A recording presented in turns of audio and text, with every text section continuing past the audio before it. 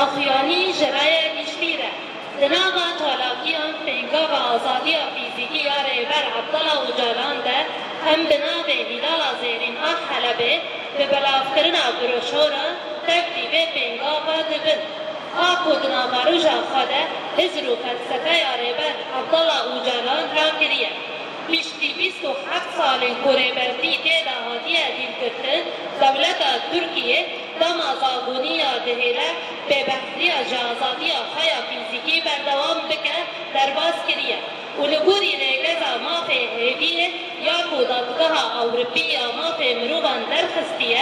دوی هر گرتیه 20 سال تمام کریه در فتک راستینه وان را وردایی و جنوب نهرتنا دو زاوی یاوه بکرن هیا کول پیشی آسوی انساگونی و مروباهی بکرن تاکو جتجریل آخر در کبه پاشگاه کرن آبه مافه تبی زلالی آخر وکه دشبری اکبرکی جدادمندی ره و پیشبرک اکبه همپا جپیوان دولتی و یا کو دولت ترکیه پابندی آوه بویه بردوامی تجرید فیزیکی و نهشتناوی جدا نستاندنا به جهان دربیره جعالی آزادونی و سنجی و ناین پجراندن به تایبت پشتی در بازکرن آدما دادگه کرن آخر ابروش باوری جری آخایا آشتیانه در دخه و جنوبا واجا سیسکرنه شونا واجا چارسری دلتبرینه دواتاناسینا ریبر عبدالله اوجالان ده جن نمرید و سمبوله او هیزک سیاسی ریخستنی او چاندیه دنابند هر گوهرتنه که جواکیه و کبه جن اوگالان ره آموره بریارگرتنا هبون و تنبون وان ددن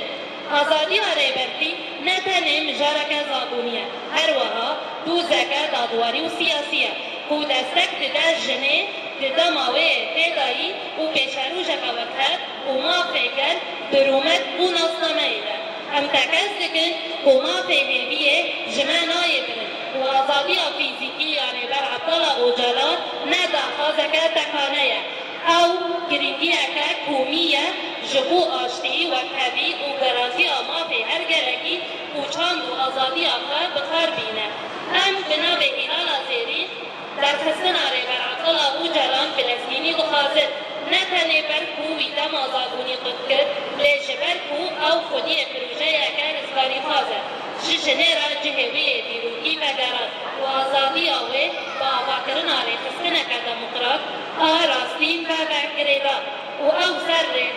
رزداری چاند دکرات و ما فی هر گلکی هیا و زمان و هنر چاند و نصنامه آخر با آزادی بکار بینه جبر کو جمیرنگی چاندی بنگه و کبی و نشته جنگویه هلال آزیرین 21 نهان 1025